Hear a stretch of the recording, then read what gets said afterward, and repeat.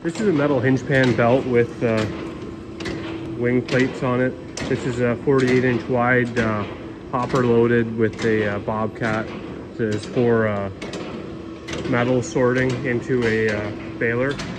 Now there are impact rails in the center right here and here, and what that does is any extreme loading will deform the belt and it rides on that.